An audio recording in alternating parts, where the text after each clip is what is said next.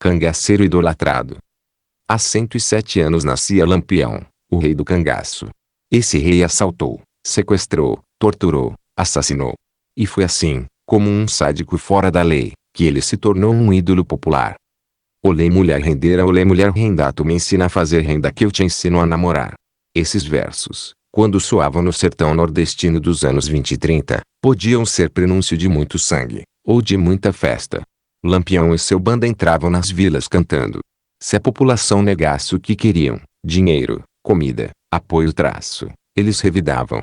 Sequestravam crianças, incendiavam fazendas, matavam rebanhos, estupravam, assassinavam e torturavam. Se fossem atendidos, organizavam bailes e davam esmolas. Por isso, quando ouvia Mulher Rendeira, que aliás é de autora de Lampião, a gente sertanejo oscilava entre o pavor e a curiosidade. Ou fugia ou ia espiar pelas frestas, para ver aquele cuja fama já fascinava o país.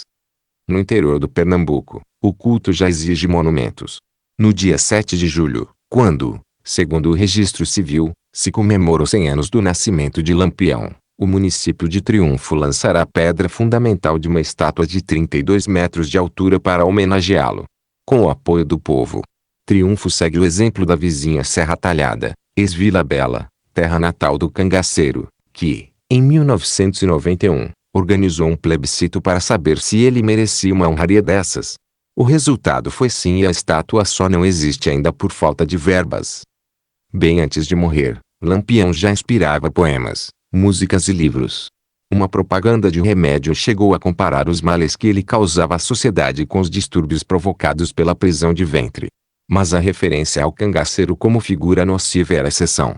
Em geral, ele era tratado como herói, um nobre salteador, que tomava dos ricos para dar aos pobres. Em 1931, o mais importante jornal americano, The New York Times, divulgou essa versão caridosa do criminoso. Com o tempo, o mito só cresceu. Este ano serão lançados mais 3 filmes, Corisco e Dadá, O Cangaceiro e o Baile Perfumado, e uma novela, Mandacaru, na Rede Manchete, sobre Lampião. Isso sem falar nos livros.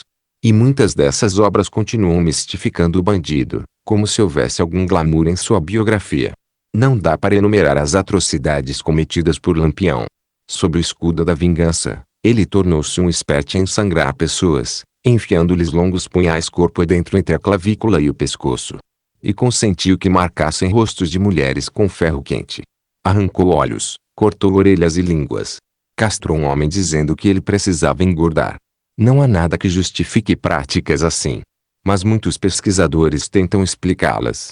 Lampião é um produto do seu meio, arrisca Paulo Medeiros Gastão, presidente da Sociedade Brasileira de Estudos do Cangaço, com sede em Mossoró, RN. Ele foi levado por fatores ligados à vida no sertão, como ignorância, secas, ausência de governo e de justiça, diz Gastão. Mas argumentos assim, alegados por muitos estudiosos, não são suficientes para entender Lampião. É o que garante o historiador americano Billy James Chandler, especialista do assunto. Sua história, com todas as suas excentricidades, é toda dele. O ambiente em que o bandido cresceu, porém, tem seu peso. De acordo com Vera Lúcia F. C. Rocha, da Universidade Estadual do Ceará, o Código de Honra do Sertão não culpabiliza os homens que matam por vingança, mas enaltece sua coragem. Vera, que acaba de lançar o livro Cangaço, Um Certo Modo de Ver, lembra que aquela sociedade repete para os meninos, seja homem.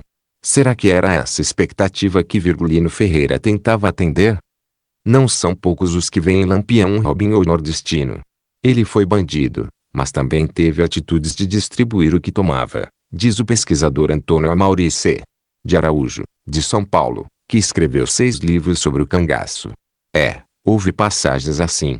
Em 1927, o bando entrou em Limoeiro do Norte, jogando moedas para as crianças.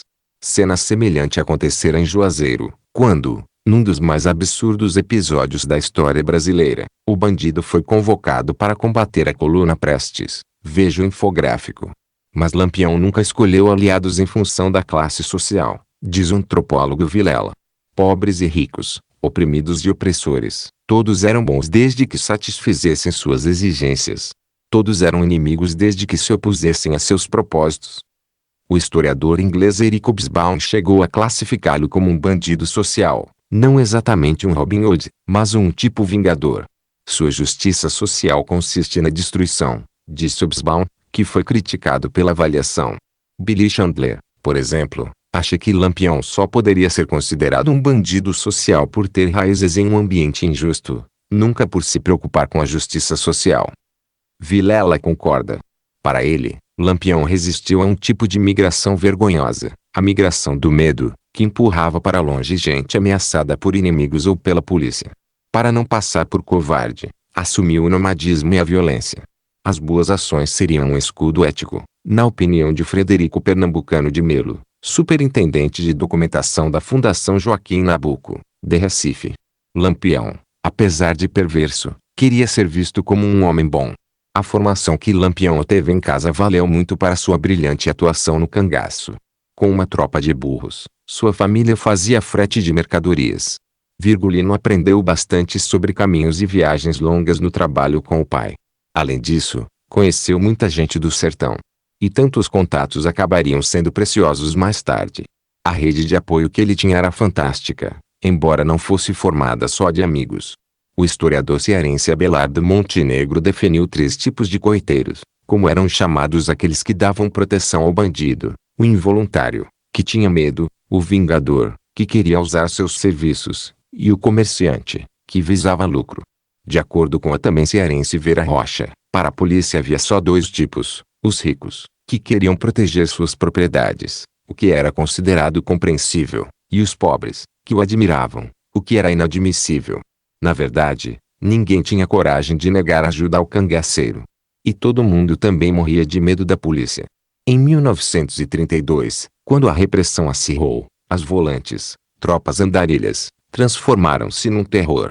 Quem tivesse 16, 17 ou 18 anos tinha que se alistar no cangaço ou na volante, senão ficava à mercê dos dois, costuma dizer criança, ex-cangaceiro que mora hoje no litoral paulista. Os coronéis não tinham esse problema. Lampião chegou a ser amigo do capitão Ironides Carvalho, médico do exército que se tornaria governador de Sergipe em 1934. O próprio confessou, anos depois, ter arranjado, mais de uma vez, munição para o bando. Em meio ao sangue, Lampião achava lugar para a religião. Nos acampamentos, rezava o ofício, espécie de missa. Carregava livros de orações e pregava fotos do padre Cícero na roupa. Em várias das cidades que invadiu chegou a ir à igreja, onde deixava donativos fartos, exceto para São Benedito, onde já se viu negro ser santo. Dizia, demonstrando seu racismo. Supersticioso, andava com amuletos espalhados pela roupa. Levou 7 tiros e perdeu o olho direito, mas acreditava-se que tinha um corpo fechado. Em tempos de calmaria, os cangaceiros dividiam o tempo entre a fé e o prazer. Jogavam cartas, bebiam, promoviam lutas de homens e de cachorros, faziam versos, cantavam, tocavam e organizavam bailes. Para essas ocasiões se perfumavam muito. Milo informa que Lampião tinha preferência pelo perfume francês Fleur d'Amour. Balão, que viveu os últimos anos do cangaço, contou antes de morrer que eles usavam mesmo era madeira do Oriente, bem mais popular. Há relatos de que os bandoleiros perfumavam até os cavalos quando andavam montados. Muito se fala que Lampião respeitava as mulheres. Mas parece que não era bem assim. Consta que em 1923, num lugar chamado Bonito de Santa Fé, PB, ele deu início ao estupro coletivo da mulher de um delegado. Eram 25 homens. Tirei muita mocinha das mãos de companheiros, contou da Ribeiro de Souza, a Sila, 73 anos, a viúva do cangaceiro José Sereno, que vive em São Paulo. O líder também mandava marcar a ferro moças que usassem cabelos ou vestidos curtos. É possível que Maria Dé, a Maria Bonita, não soubesse dessas histórias quando se apaixonou por ele. Ela o conheceu em 1929 e, em 1930, deixou o marido, o sapateiro José Neném, para segui-lo. Assim, abriu as portas para a entrada de mulheres no bando. Segundo Frederico de Melo, era uma época de mais idade, menos guerra e mais limpeza. Alguns estudiosos acreditam que as mulheres rivalizaram com as armas, desviando os homens da concentração militar. Teriam sido responsáveis pelo fim do cangaço. De fato, alguns problemas surgiram, como o nascimento de crianças. A solução foi dá-las para padres ou fazendeiros. Quando morria um companheiro, a viúva tinha de arranjar novo par. Por 2 vezes isso não deu certo e a saída foi executar as mulheres. Rosinha e Cristina foram assassinadas para não ameaçar o grupo. Outro drama era o adultério. Lídia e Lili morreram por trair seus companheiros. É curioso notar como, apesar de atitudes extremamente conservadoras com as mulheres, Lampião chegava a ser moderno em outros aspectos. Mandava cartas com papéis que tinham seu nome datilografado, tremenda novidade na região. De acordo com Melo, preocupado com falsificação de correspondência, houve quem tentasse se passar por ele para levantar um dinheirinho. Mandou fazer cartões de visita com sua foto. E tinha até garrafa térmica. De um certo ponto de vista, pode-se dizer que levava uma vida sofisticada. O bando de Lampião chegou a passar sede e fome, mas munição nunca faltou. Nem os cabras de maior confiança sabiam de onde vinha tanta bala. Direta ou indiretamente, a principal fonte foi a própria polícia. Pesam fortes suspeitas até sobre o capitão João Bezerra, o mesmo que acabou matando Lampião em Sergipe, em 1938. Com suprimento suficiente à cabeça de guerrilheiro de Lampião, o bando ganhava todas. Não se sabe quantos combates foram travados. O ex-comandante de volantes pernambucano Optato Gueiros contou 75. O cangaceiro, já em 1926, falava em 200. Também não há números sobre as baixas. Alguns afirmam que morreram, em ambos os lados, cerca de 1.000 homens, diz o historiador Jovenildo Pinheiro, da Universidade Federal de Pernambuco. Para conseguir bons resultados, Lampião evitava ao máximo os confrontos e abusava de uma tática conhecida como dueto. Ao ataque da polícia, simulava uma fuga, esperando o inimigo em outro local, de surpresa. Havia quem dissesse que isso era covardia. Ele preferia chamar de esperteza. Virgulino gostava das armas. Foi delas, aliás, que ganhou seu apelido. Disse que certa vez ele iluminou o ambiente com tiros, como um lampião, para que um colega encontrasse um cigarro caído no escuro.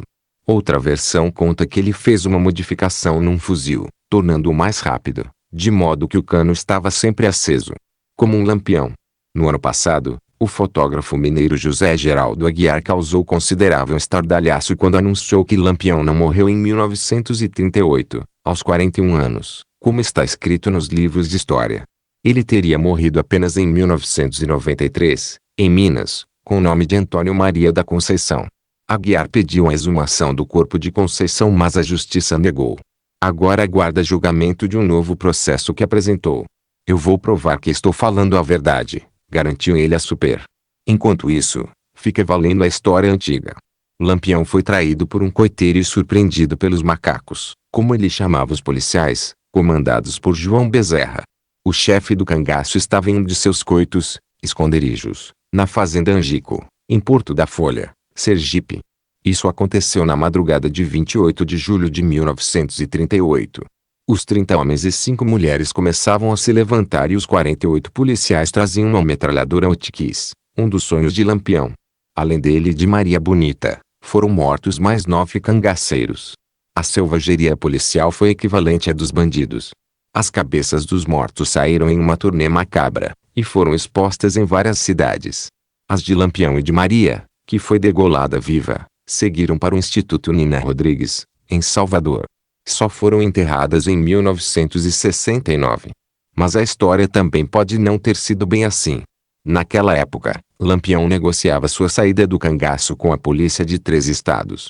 Por isso, há a suspeita de que o episódio de Angico foi uma farsa e de que a cabeça atribuída ao rei do cangaço era de um outro qualquer. Disse que ele carregava 1.000 contos de réis, um carro custava 8 contos, e uns 5 quilos de ouro.